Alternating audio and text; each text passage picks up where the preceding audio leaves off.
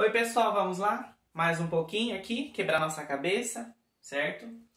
Vamos falar agora, a gente falou das condições de ponto, certo? Nos outros vídeos eu falei do plano cartesiano, eu falei da distância entre dois pontos, das coordenadas do ponto médio e do alinhamento de três pontos, certo? Agora vamos partir para a reta agora, certo? Então, o primeiro conceito de reta que a gente vai trabalhar aqui vai ser a inclinação da reta, ou propriamente, como a gente faz para encontrar o coeficiente angular da reta, certo?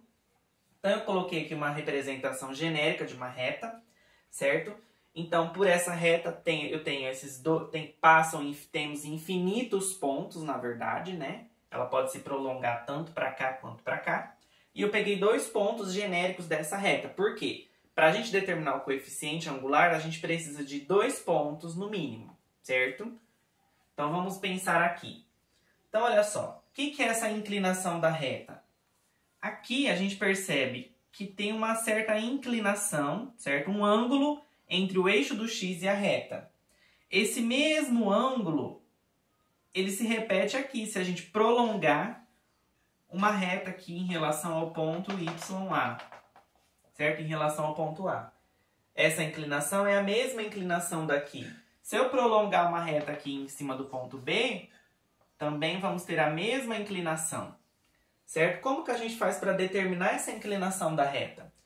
Olha só, eu prolonguei aqui, certo?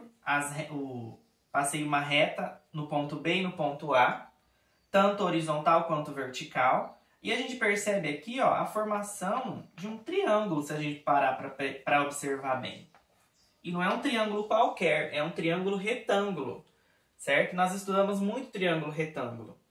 Temos as famosas relações trigonométricas, seno, cosseno e tangente, certo? Então, eu quero saber, aqui eu não tenho valor algum, certo? Mas eu tenho um valor aqui em relação a essa medida. Quem seria essa medida? Seria YB menos YA, seria a variação do Y, então eu vou chamar de ΔY. O mesmo serve para o eixo do x. Como que eu faço para descobrir essa medida? X de B menos X de A, então aqui seria a variação do X, ok? Então, se eu tenho esses valores, então eu consigo determinar o ângulo, certo? Então, se eu tenho um triângulo retângulo aqui, a gente sabe que o maior lado do triângulo corresponde à hipotenusa, é o lado oposto ao ângulo de 90 graus, ok? E eu tenho o valor dos outros dois catetos, então a única relação trigonométrica que a gente consegue usar aqui vai ser a tangente, certo? Tangente de alfa, vou chamar de alfa aqui, é igual. Quem é o cateto oposto? A variação do y, ΔY. Quem é o cateto adjacente? A variação do x, ΔX. Mas quem é ΔY? É y de B menos o y de A, eu poderia chamar de x1, y1, x2, y2. Seria a mesma coisa, certo? ΔX, xb menos x de A, certo? Geralmente, a gente não costuma representar a inclinação da reta como tangente de alfa. A gente vai trocar pela letrinha M, certo? Então, quem é o coeficiente angular da reta? A gente consegue encontrar ele utilizando essa fórmula, y de B menos y de A, dividido por x de B menos o x de A. Ok? Vamos ver como que a gente faz para calcular? A gente precisa de dois pontos no mínimo, certo?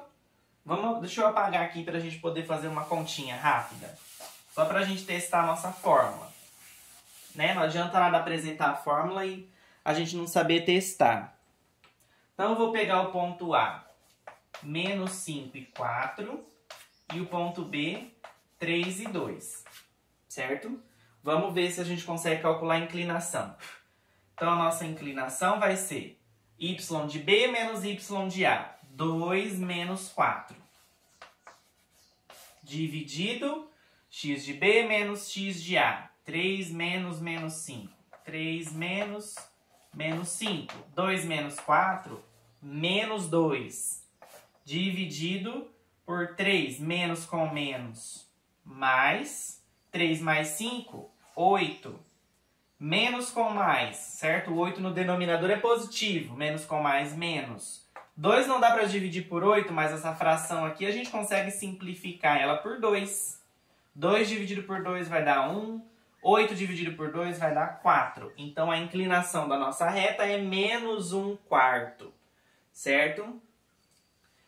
Depois, no outro vídeo que eu vou postar, a gente vai aprender a relação entre esses coeficientes angulares, se ele é positivo ou se ele é negativo, certo? O que acontece? Se ele for positivo, o que vai acontecer? Se ele for negativo, se ele for zero, e se ele não existir? Qual é essa relação com a tangente? A gente vai ver daqui a pouco, certo? Não sai daí, até o próximo.